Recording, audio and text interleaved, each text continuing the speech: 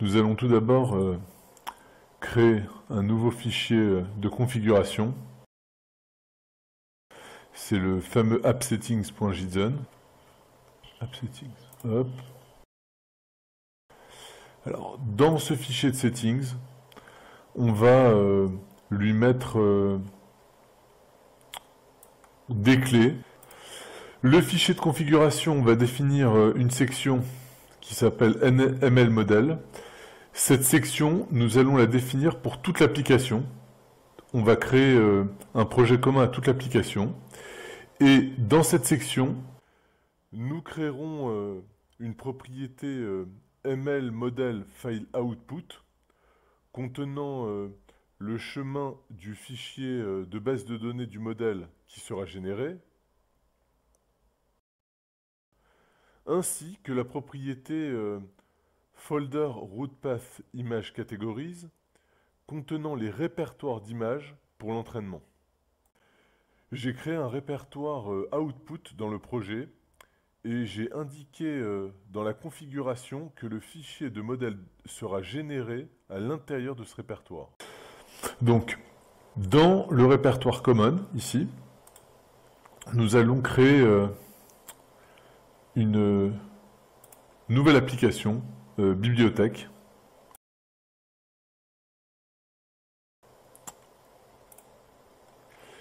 Donc, on va sélectionner le bon répertoire.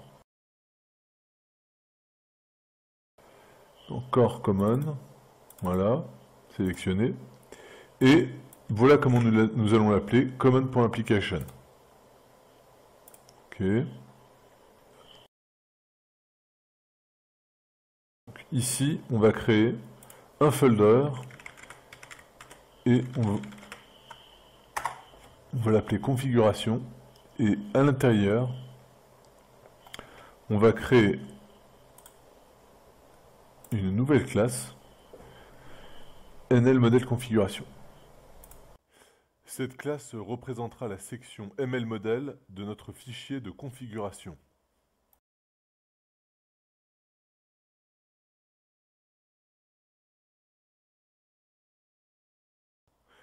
Et elle contiendra les propriétés mlModel-FileOutput et folder-root-path image categories.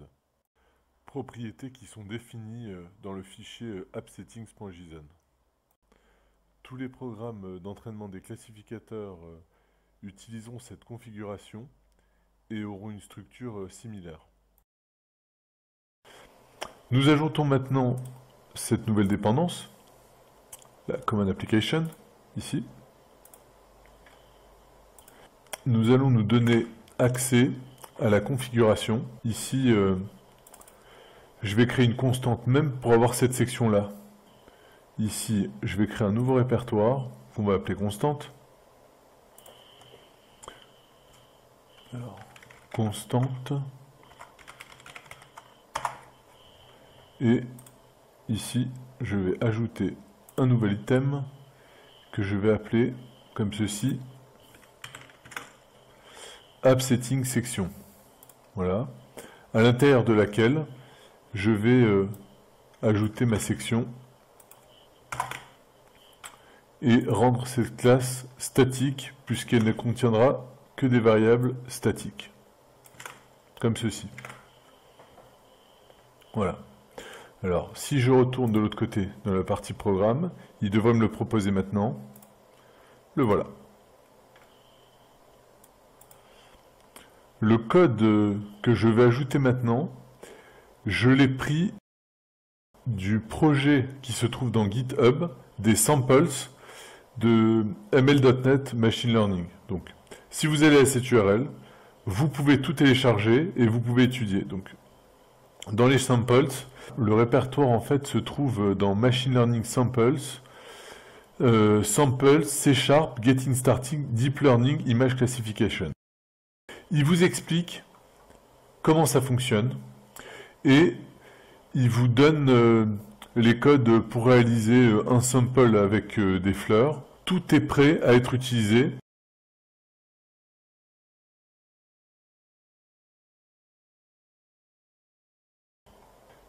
Donc, ici, comme on l'a vu tout à l'heure, on va récupérer la configuration qu'il y a ici dans le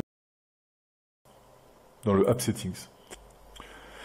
Donc voici le code que j'ai un peu customisé.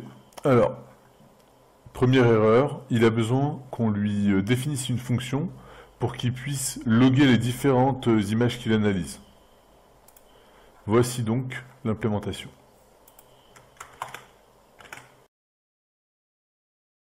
La deuxième chose, donc, on va être obligé de créer une structure qui s'appelle ImageData.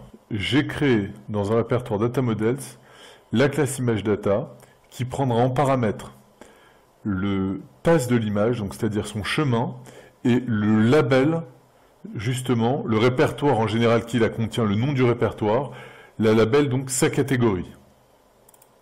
Quand on revient ici, normalement, il doit nous proposer, voilà, Data Model. Nous allons maintenant aller dans Common Application, ici, et nous allons ajouter un nouveau répertoire qu'on appelle Helpers. À l'intérieur de ce répertoire, on va créer une nouvelle classe statique qu'on va appeler FileUtile, qui va nous aider à récupérer les images et les catégories. Voici la méthode.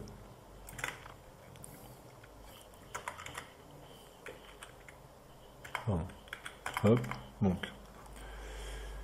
Que fait cette méthode?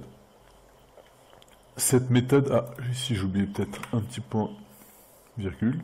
Donc, cette méthode prend un folder en paramètre, le path d'un folder, qui prend aussi également un booléen.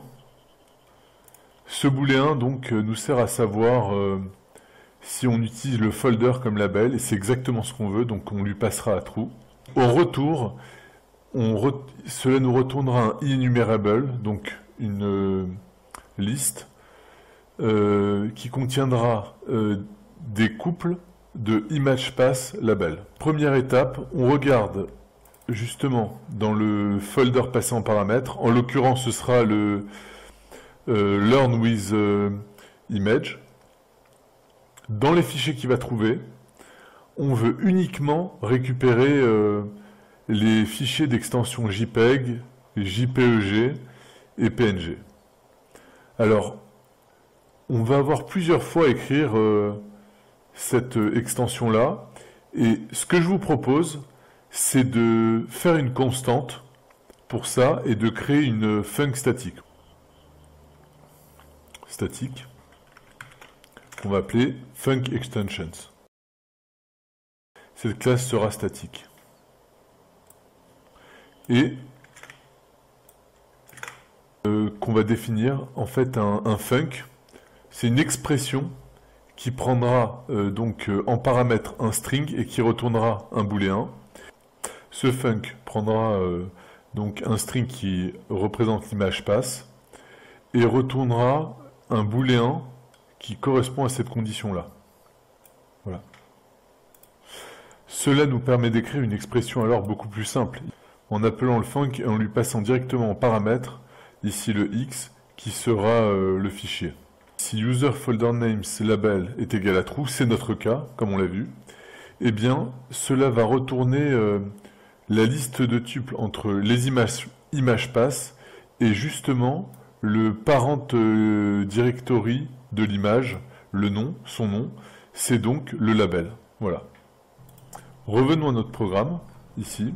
Nous allons donc ajouter une nouvelle méthode qui va invoquer cette méthode-là.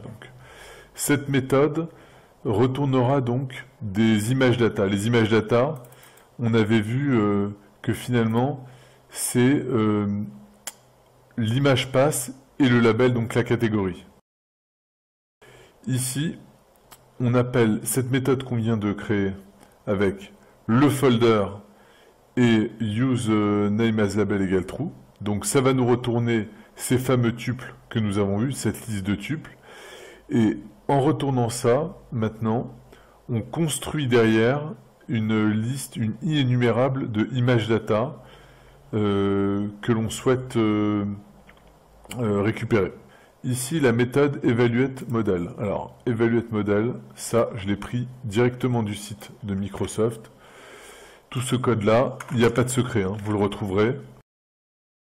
Et ici, print multiclass multiplication matrix, voilà. Alors, Goto, toute définition. Et ici, pareil, hein, c'est le site de Microsoft. Ça vous donne des informations sur les algorithmes. L'algorithme, justement, de deep learning de classificateur d'images.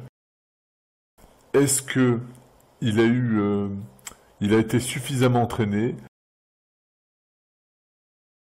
Dans la deuxième ligne, on voit qu'il y a une formule mathématique assez complexe. Ce qu'il faut retenir de ça, c'est que mieux votre modèle est entraîné, plus le log loss, justement, cet indicateur, va être près de 0.